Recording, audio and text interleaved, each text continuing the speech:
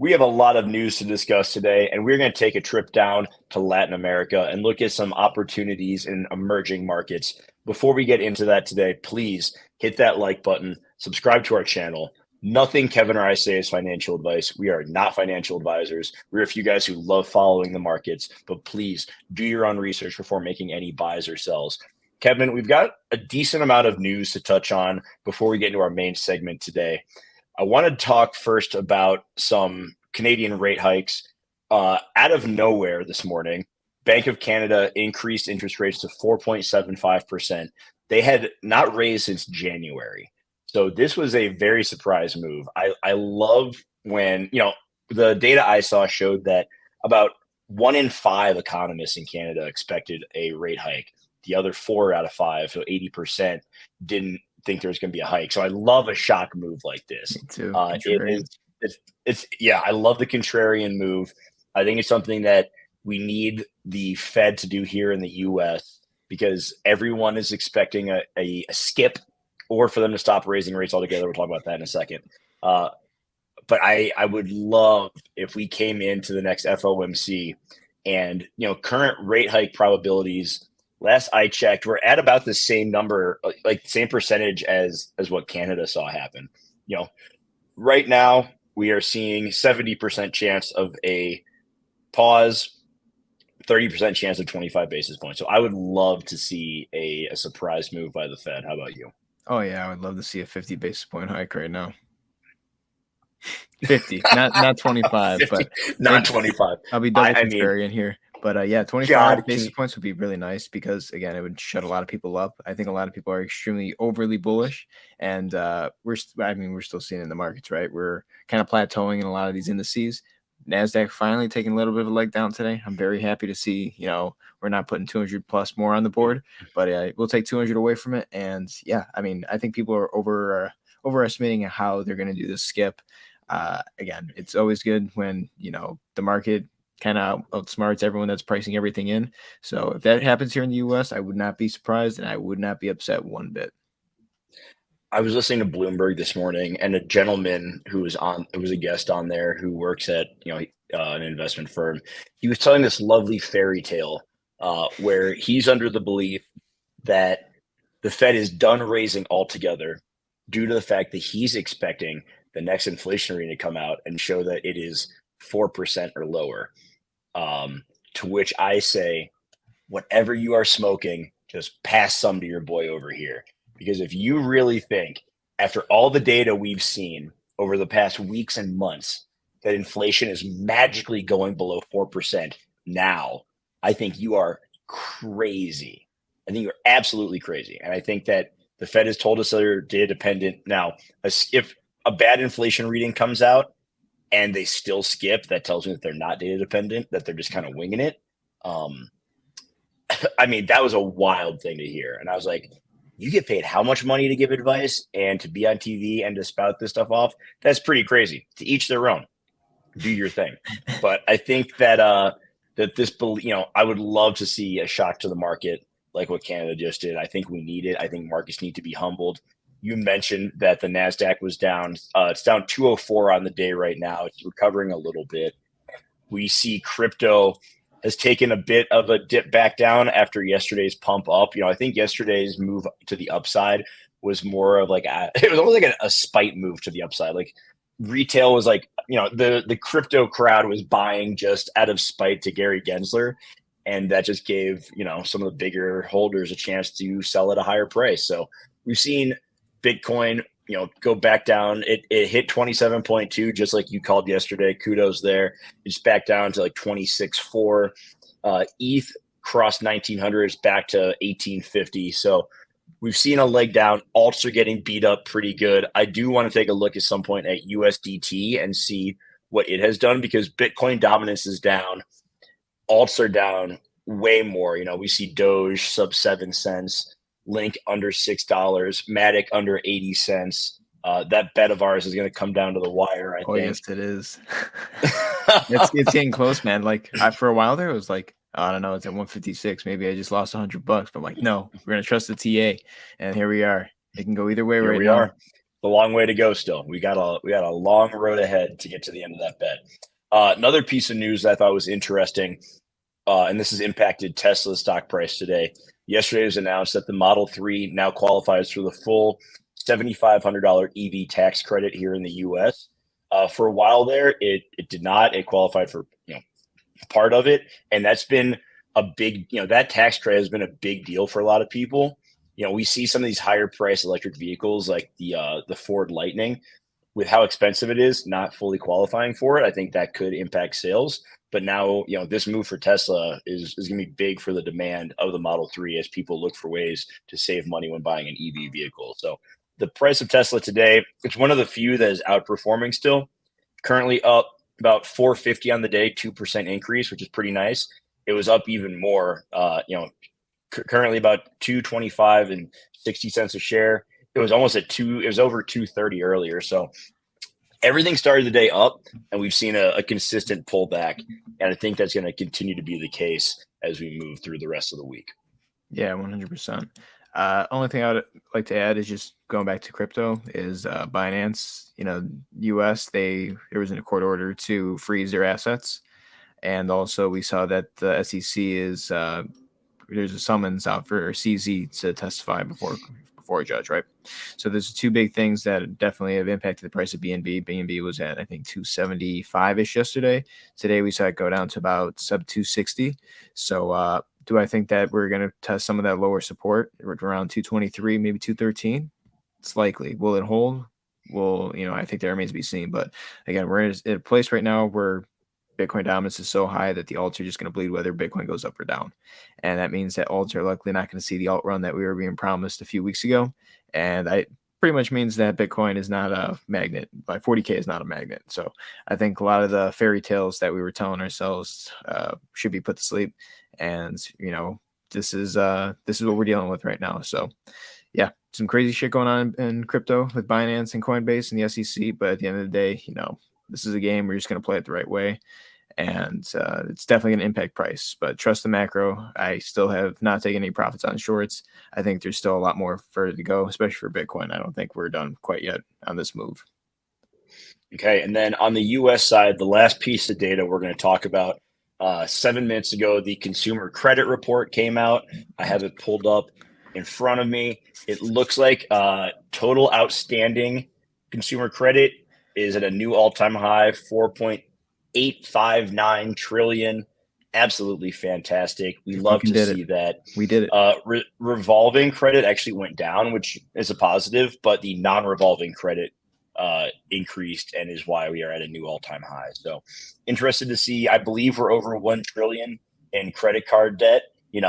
Like for the first time ever, look at us. I mean, absolutely fantastic. This is the start. This is what really starts a bull run, right? Is when people's savings is going to shit and debt is high and interest rates is high. This, to me, like the guy on Bloomberg said this morning, this is the start of a bull run, right? Maybe sure. I just, if this is the start of a bull run and he's right, I need to re-examine everything I know, because to me, this doesn't make any sense. Ace, good to see you. Just getting going today. Hope you're having a good day. So the last piece of news I wanted to talk on is news out of Brazil. Their inflation number came out today. It is down to 3.94%. It has decreased for 11 straight months, and it is the first time that's under 4% since, I believe, October of 2020, which is absolutely incredible. Like, they've done a great. I want to say it was in the mid 11s at its peak.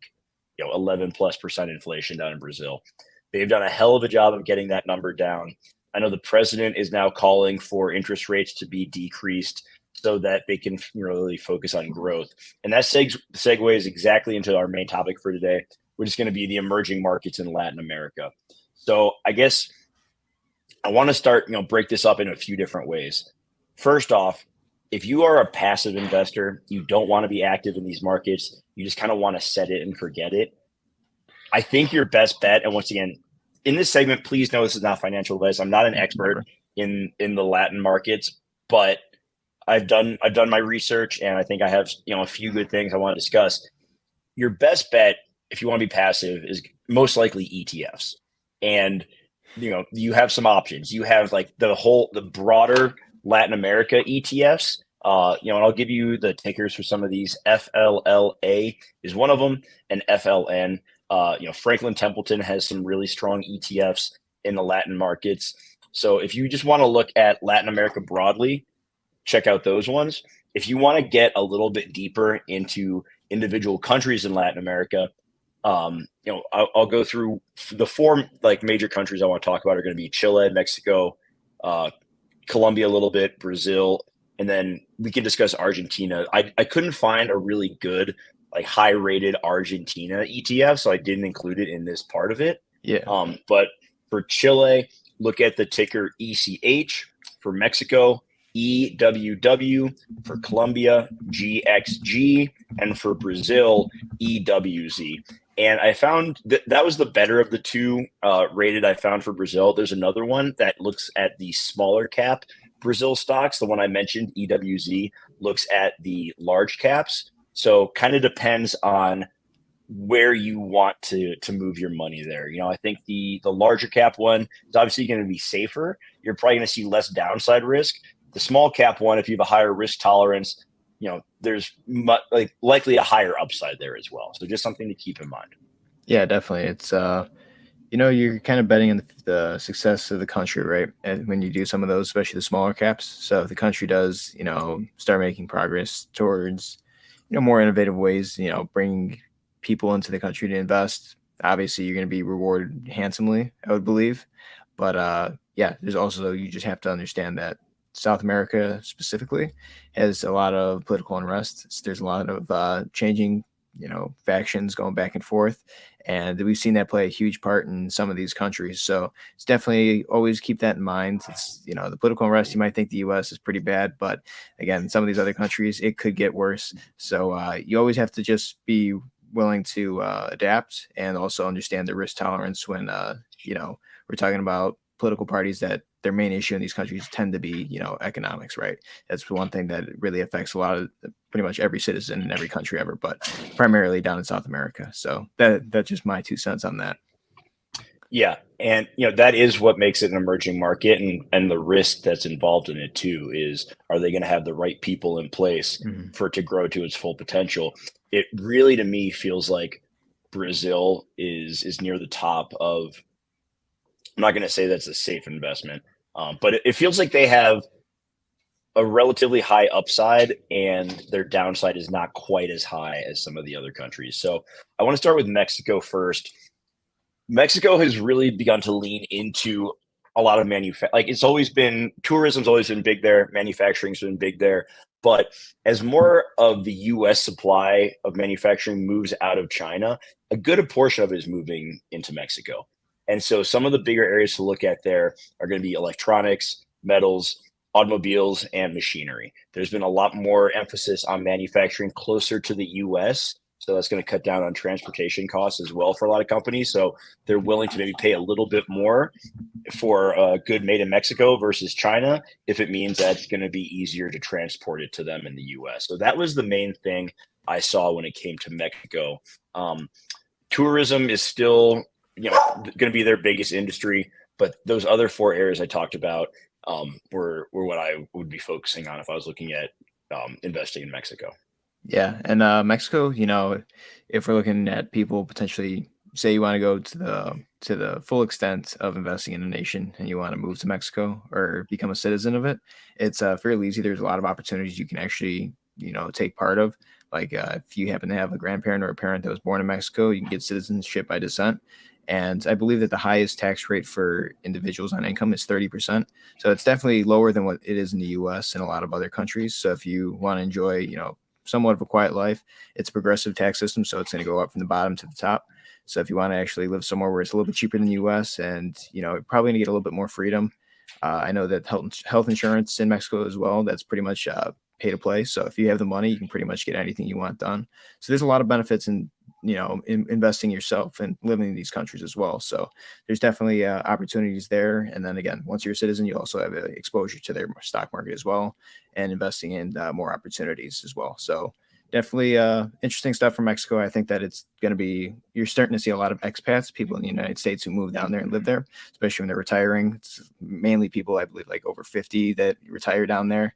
And there's tons of great real estate. You know, you don't have to be in a city. It's a massive country. And there are parts of it that are pretty safe. So definitely something that you might want to keep an eye on if you are ready to just exit the U.S. tax system entirely. But again, not financial advice, and not I'm not telling you what to do, especially when it comes to the U.S. because they're watching. Quality of life seems to be quite high for the expats that move down there, which is always, that's always nice, especially if you're not content with your quality of life here in the U.S. Exactly. So let's move into South America now, because this is where I think I spent most of my time researching. When it came to South America, the biggest things that I saw emphasized over and over again were two sectors or two industries, and that was going to be infrastructure and renewable energy. A big emphasis, especially in Brazil, which is like I guess I need to go to Brazil now because I've become such a fan of what they're doing. Is they are trying to make it. Brazil is one of the largest countries in the world. I want to say it's like the fifth largest, just in size as far as land mass goes. So they have a huge emphasis being put on making it easier to get across Brazil. So there's a big focus there, whether it's on the infrastructure side with railways and marine networks, because there's a lot of different ways to traverse the country besides just cars and planes. So a huge emphasis on railways and marine networks. So what I looked at then was engineering and construction companies, and three popped out at me. I have their tickers as well. Now, here's the thing: is trying to get the best way to invest in these is something I still don't really have the answer to. So you need to be able to invest in the Brazilian stock market, and it's easier said than done. But if you can figure that out, here are three that I would look at, and I'm going in market cap from highest to lowest: MILS3, PRNR3, and AZEV3. Those are three engineering and construction companies that I believe are playing a big role in this expanded infrastructure play in Brazil. And infrastructure, like I said, was a recurring theme in all of Latin America. There are going to be these sectors like infrastructure, like finance, like healthcare, that are common threads everywhere. So I think those are ones to keep an eye on. But in Brazil, it was infrastructure and renewable energy. Yeah, again, like you said, Brazil is such a massive country, and it goes, from north, south, east to west. It pretty much takes up a huge chunk of South America, the entire continent. So, yeah, I'm not surprised that, transportation is going to be huge for them. And again, we're looking at some of these emerging markets where these countries are absolutely developing, right? So we're going to start seeing a lot of these countries kind of acclimate to the rest of the world. I think we've already seen in some parts of South America as well. Like Chile is very well. Chile and Argentina, honestly, are extremely built up to the point where they're comparable to, say, in North America, like Canada. More so Chile than Argentina, just the economy and based off of technology and how much the cities advance, that it's very similar to living up north, except you just have, a lot nicer weather. But yeah, Brazil definitely seems like it's been kicking ass recently, especially with bringing inflation down from 11.5 down to, sub 4. Maybe the U.S. could take some notes on how they did that, but probably not. And yeah, I wouldn't be. It'd be really interesting to see if you can get into the market. Again, I think you probably have to be a citizen if you want to invest in it, probably the easiest way. But there might be some other, ETFs, hopefully, or some type of funds out there where we can definitely dip some money into. Yeah, for sure. Let's go to Chile next.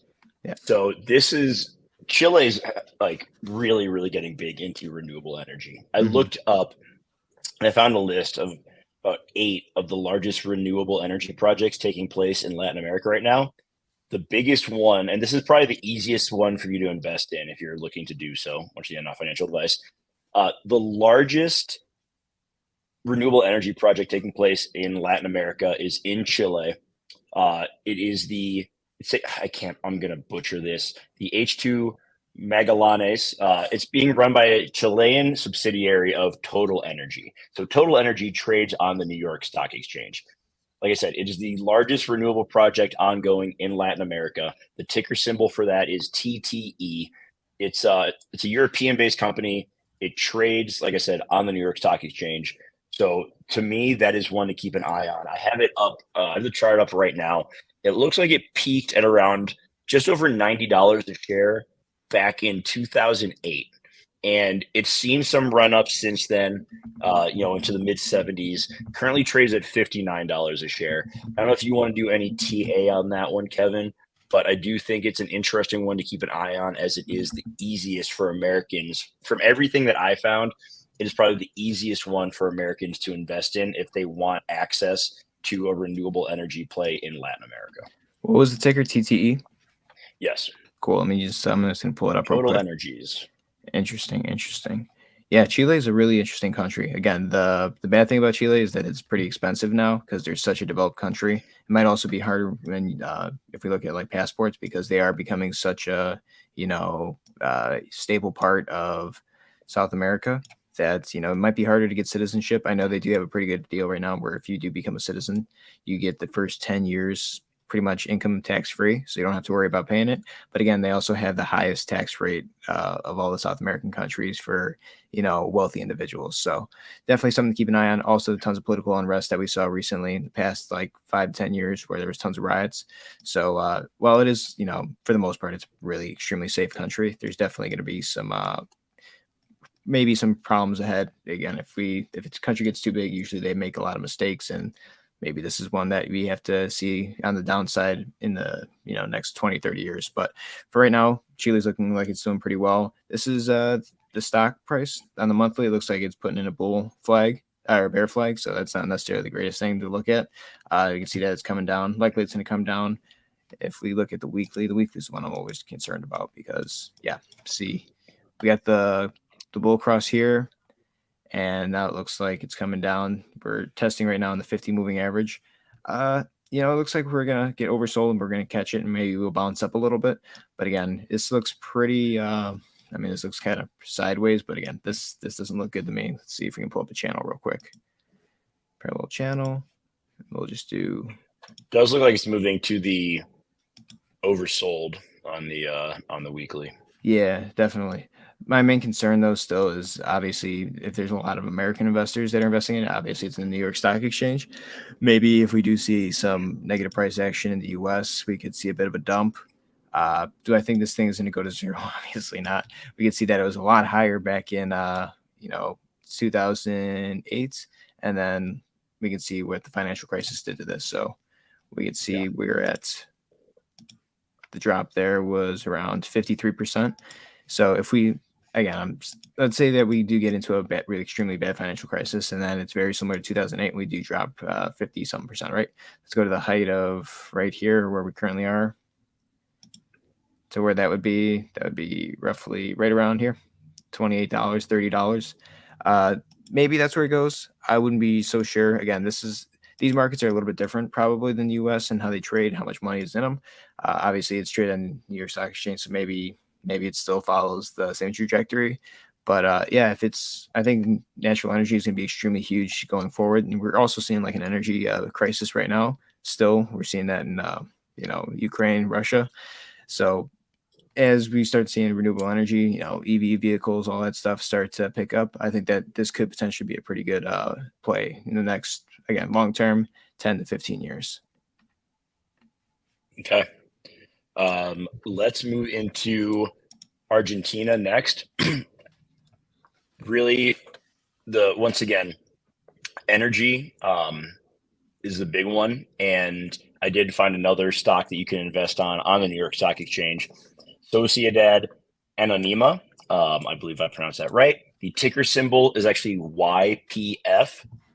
This is a company that's been around since the 90s. It peaked at $68 a share. That was back in 2005. It saw another nice run up back in 2011.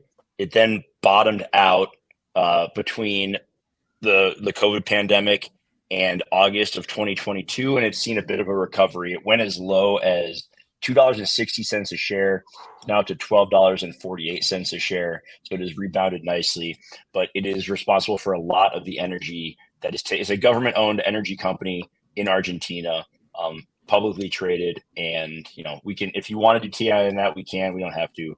But it is, I think that's another opportunity for American investors if they want to buy stock in an energy company, down in Latin America. Yeah, I'm honestly just got super. I was looking at this and it's pretty interesting. Yeah, this is a really weird chart, right? Obviously, it's got some extreme highs. It's got it's balanced. Looks like it's put in some correction patterns, but again, you look down here and it's $12. And imagine if you were buying it down here when it was $2, like $2.24, absolute steal. And that was right around the COVID pandemic. And that's a really good return. But the thing that really interests me about Argentina, and I always question whether this is going to play a huge impact in investing in their country for the time being, is their inflation rate, right? So we do know that it's one of the worst inflation rates in the world. I believe it's at 100. It's over 100 or something like that. But I believe that it's like, in terms of basis points, they're at like 97 basis points for their funds rate. So yeah, they've had a extremely bad history of inflation. It gets to the point where people's salaries change in the country, and they can only exchange their money for USD. Like 50% of their paychecks and stuff like that. It's a really weird system that they have, but the government tries to control how much you can actually swap out of, Argentinian dollar. I'm not sure exactly what it's called. It's probably like, I can figure it out, but it's, they only let you switch out like 50% for, USD and other currencies. So it's really interesting to see how that plays out. And maybe that really affects, the growth of the stock or some of these stocks in this country. It's like more of the money that's coming into it is going to be from outside of their actual country, and not so much on the inside. And again, if we continue to see extremely bad circumstances in the economics of or the economy of Argentina, then maybe people don't invest in it as much. Maybe it's an opportunity though, right? That's the trade-off here. It's a risk versus reward. But yeah, inflation is extremely bad. I think they have to do something. I mean, they have to do something. Obviously, they have to do something, right? It's fucking over 100%. People are, it's. I can go down there tomorrow with $25 and probably have a great 3 weeks down there. It's really that insane. But yeah, they have to do something. I think that we've seen countries like El Salvador, obviously switching over to Bitcoin. Maybe not as extreme, but doing something similar to the point where they're having a deflationary asset as their national currency. I know that's kind of bullish of me to say, but for the time being, it's like, what else can you do at that point, right?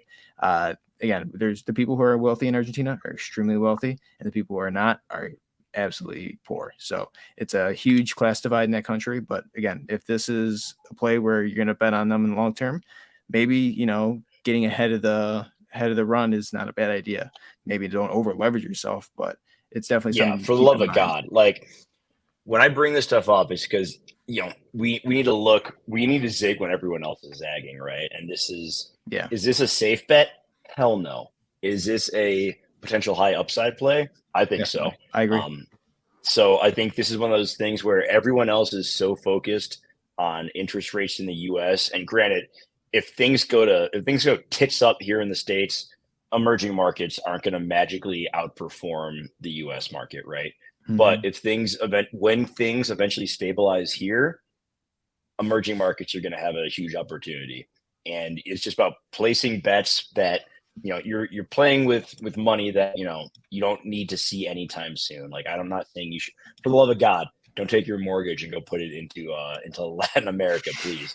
But if you want it if you want that as a small portion, and I'll say the same with shitcoins too. If you want it as a small allocation that has high upside, I don't think it's a big deal. It's all about your risk tolerance, your time horizon, that good stuff. So these were just a few things I enjoyed looking into, kind of researching, learning more about South America, and ways that I would invest in it. Yeah. I will say this. Say we do get into a global recession, right? To the point where we see another retracement. This thing's most likely going to bleed, right? But again, we saw how much it picked up after the 2008. And, 2008 is rates, March, May of 2009. That dropped all the way down here, but look at the nice run up it had after. So again, if we're playing the market, maybe the U.S. money runs out of this out of this ETF or this stock. It's not an ETF, it's a stock. Yeah. Stock. Yeah. If it runs out of the stock, then guess what? There might be a good play there. And if it's $2 again around there, throwing a little bit of money, maybe I'll even do that, to be honest, because it's like I would do want to have some exposure to some of the global markets. This might not be a bad play. So again, that's we have to see some retracement. Obviously, the monthly is extremely overbought. I do anticipate it to come down despite whatever the weekly says. And again, once the money in the U.S. starts to run out, we'll probably see this, begin to drop. But yeah, that's one thing that I think that this could be a little bit of a run up, and maybe it's not as big as it was up here at $70, but we climb from $2 to 12. Maybe we get from $2 to $8 or something like that. Who knows? It's still money to be made, right? But then again, it's like Argentina too. If you want to invest in the country itself, like living there, quality of life is pretty nice if you have some money. And again, with inflation, you're probably living like a king down there too, right? So there's definitely opportunities if you're able to work remote. I know Randy was talking about that somewhere in the chat, where if you're able to have money and you're making your money in USD, you want to live down there and you want to have a good quality of life. I don't necessarily think that it's that bad. Like obviously, the government's not going to be as controlling if you're not a citizen. If you can get a residence permit or something like that, it's like, you're kind of on your own terms. You just kind of respect the law of the country, and you could live a pretty peaceful life, no one bothering you. So that's my most bullish case. That sounds so nice. Ace, this was YPF. It's a government-owned energy company in Argentina that trades on the New York Stock Exchange. Yeah. So that is what we were looking at here. But I think that is going to wrap it up for today. Appreciate everybody for watching. I had a good time, researching this stuff, trying to figure out where some places are that I could deploy some capital into South America. So that's something that's definitely on my watch list. I'm not really deploying capital at all right now, but I'm basically like putting stuff onto a watch list of once I do feel like the markets have sufficiently bled where I want to allocate from there. And so these are ones that have made the list. So thank you everybody for watching. We'll be back tomorrow, same time, same place. We'll see if we have much news. We'll have initial jobless claims data coming out tomorrow morning. That's, the most interesting piece of data before next Tuesday. Otherwise, it looks like markets are just kind of blah right now. It's just like hanging out, waiting. Take out the NASDAQ though. It's getting its shit kicked in, which, it was inevitable. But appreciate everybody for watching. This is the time you're researching. 100%. That's what we're going to be doing. While the markets might seem boring, we need to find the margins where we can win. So appreciate everybody for watching. If you have not yet, down below, there's some important buttons that really help us out a ton. Like, subscribe, comment, share if you found today informative at all. That is greatly appreciated. But we'll be back tomorrow. Thanks everyone for watching. Ace and Randy, as always, you guys are the best. Thank you for being here, and we'll see you next time. Take care, everyone.